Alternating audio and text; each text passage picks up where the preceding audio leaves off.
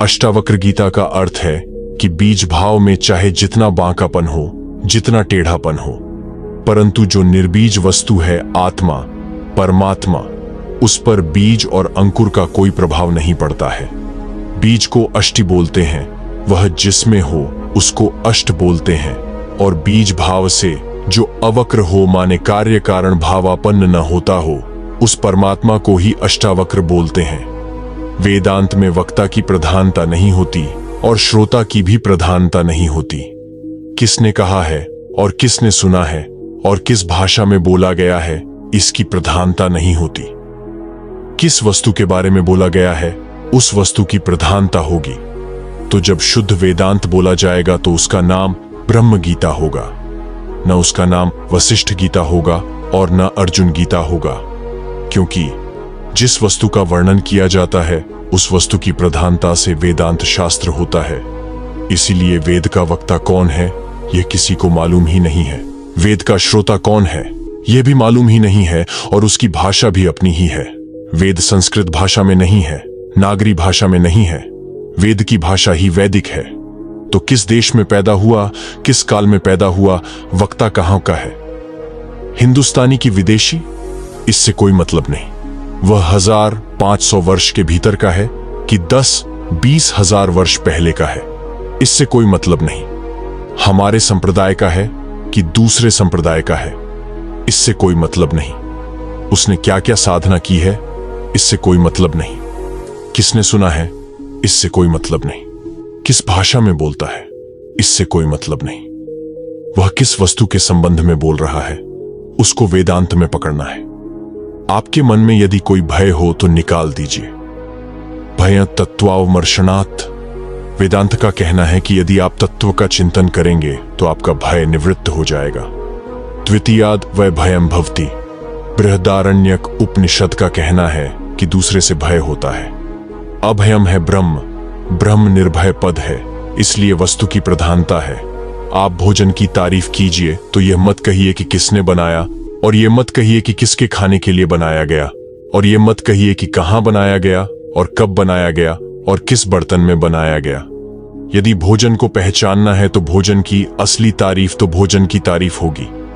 अरे भाई, हमारी पत्नी का बनाया हुआ है तो इसको मीठा ही कहना चाहिए। जब भाई भाभी के खाने के लिए बनाया गया है तो अच्छा ही होना चाहिए। जब सुवर्ण पात्र में पकाया गया है तो अच्छा ही होना चाहिए। ये सारी बातें बेकार हैं। भोजन तो भोजन के रूप में अच्छा होना चाहिए। देखो, यह भी नहीं देखा जाता कि वक्ता कुरूप है कि सुंदर है।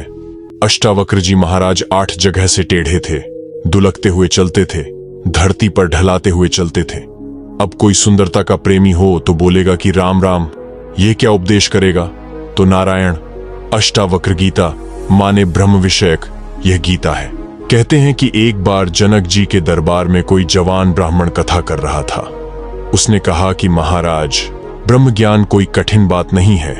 वह तो घोड़े की रिकाब में अपना बायां पांव डाला और दाहिना पांव अभी दूसरी ओर पहुंचा नहीं, इतनी देर में ब्रह्म ज्ञान हो जाता है।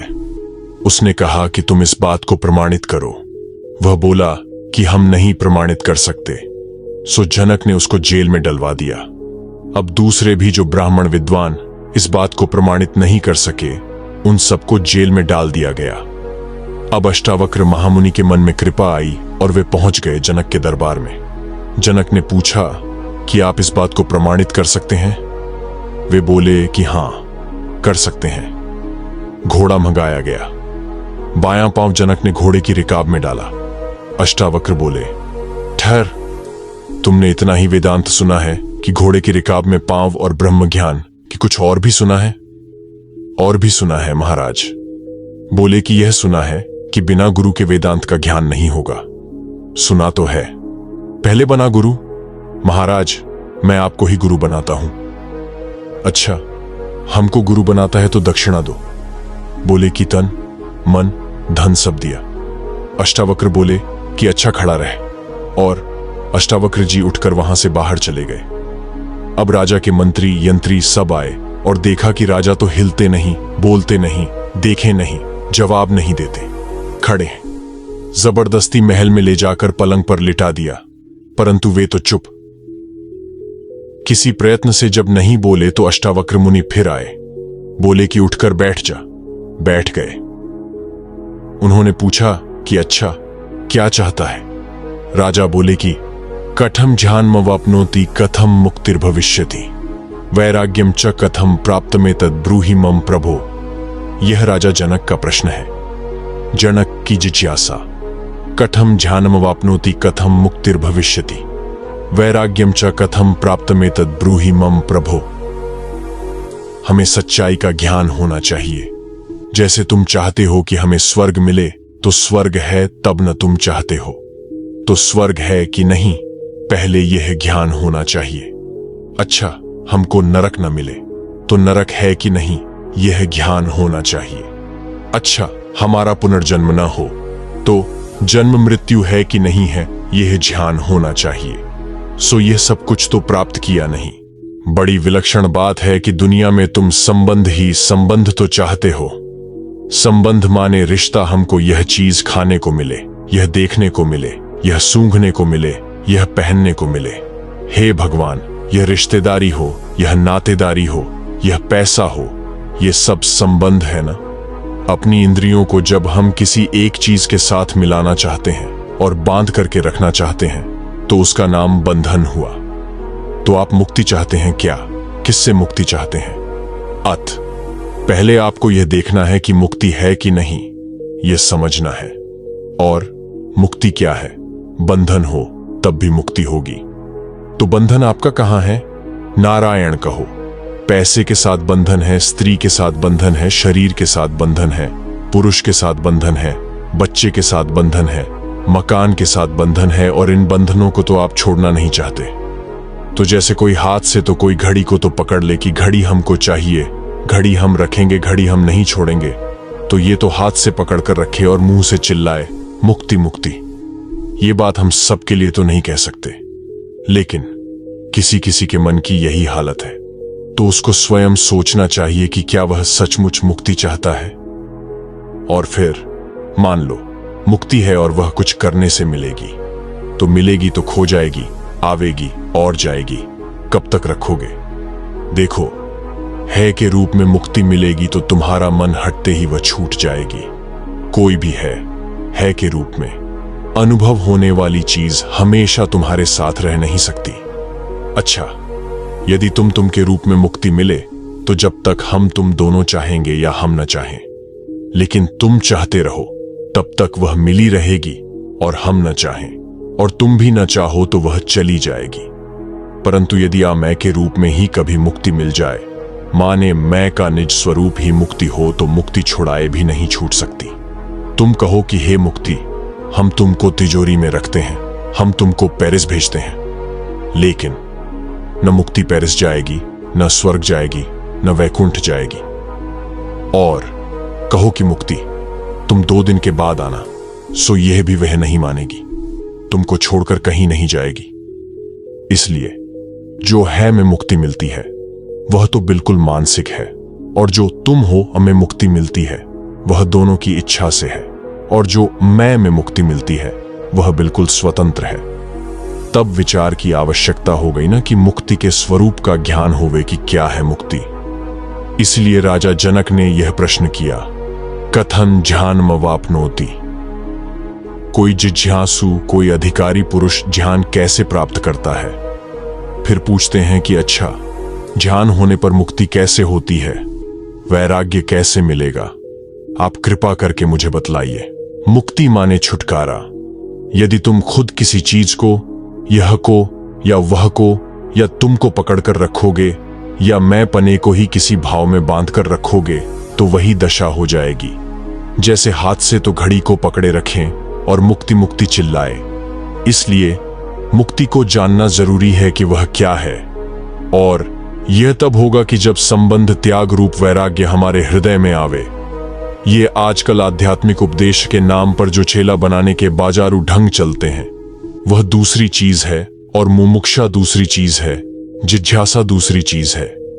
वह अपने भीतर अपने आप को जानने की तीव्र लालसा है, अभीप्सा है, अपने आप को जानने के लिए प्यास है।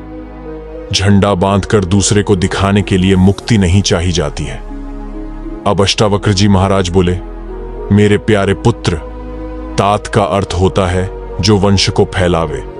तो चाहे बाप को तात बोलो, चाहे चाचा को बोलो, चाहे भाई को बोलो और चाहे बेटे को बोलो।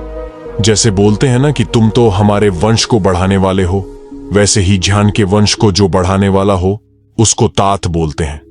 अष्टावक्र बोले कि बेटा, तुम मुक्ति चाहते हो? हां, चाहते हैं। तो सुनो, पहली बात यह है कि किसी चीज ने तो तुमको बांधा नहीं है, तुम ही किसी किसी चीज के साथ बंध गए हो। तो किसके साथ बंधे हो? बोले कि विषयान विश्वत्यज। संस्कृत भाषा में विषय शब्द का अर्थ होता है बंधन का हेतु। विषयन्ते जना एभिः इति विषय, विशीर्णवन्ति जनान इति विषय। शीन बंधने धातु से वे उपसर्ग लगकर विषय शब्द बनता है। विषय माने यही संसार की चीजें, स्त्री, पुत्र, धन, शब्द, स्पर्श, रूप, रस, गंध। ये अपने से बाहर जो चीज हैं, इनका नाम होता है विषय। ये महाराज लोग 5 रुपया दान कर देते हैं और चाहते हैं कि हमको मुक्ति का खिताब मिल जाए। तो 5 रुपया दान के साथ इसका कोई संबंध नहीं है। विषयान विश्वत्यज, जैसे विष के सेवन से, जहर पीने से आदमी का शरीर मर जाता है, इसी प्रकार विषयों का सेवन करने से, विषयों में प्रेम करने से मनुष्य बंधन में फंसा है। ये नहीं कि 5 लाख रुपया आसन के नीचे दबाकर बैठे हैं और बोलते हैं कि हम एक ही चीज खाते हैं, हम तो 2 ही चीज खाते हैं। बोलते हैं कि हम तो पुराना ही कपड़ा पहनते हैं। अब महाराज वे लाखों तो दबाकर बैठे हैं कि आगे जो हमारा दुश्मन है उसके हाथ में यह न लग जाए, काम आवे और स्वयं भगत राज भी बने रहें और मुक्तराज भी बने रहें। तो ऐसे कोई मुक्तराज नहीं बनता है और न ऐसे भगत राज बनता है। अतः जैसे विष पीने से अनर्थ होता है, इसी प्रकार संसार के इन विषयों के साथ संबंध जोड़ने से अनर्थ होता है। जब तुम स्वयं संबंध बना रहे हो और बनाना चाहते हो, बनाए रखना चाहते हो और फिर चर्चा करते हो मुक्ति की, तो नारायण, पहली शर्त यह है कि यथा अनर्थ करत्वात्। जैसे अनर्थकारक होने के कारण विष छोड़ा जाता है, इसी प्रकार ये विषय अनर्थकारी होने से इन्हें छोड़ दो। देखो, देह भी विषय है, मन भी विषय है, सो साक्षी भाष्य दृश्य मात्र का परित्याग करो। बोले कि भाई ये तो ठीक है, त्याग की बात तो बहुत है, कुछ ग्रहण करने की भी बात है क्या? हां, ग्रहण करने की बात लो। क्षमार्जुदयातोष सत्यम पीयूषवद भज। जैसे अपने को अमर होने के लिए अमृत पिया जाता है, इस तरह से हम तुमको एक अमृत बताते हैं। ये अमृत रस है, अमृत बूटी है, ये अमृत औषध है, इसका पान करो। ये क्या है? ये है क्षमा, सरलता, दया, संतोष और सत्य। इनको अमृत के समान धारण करो। अब देखो, जैसे धरती है वह सबको क्षमा करती है।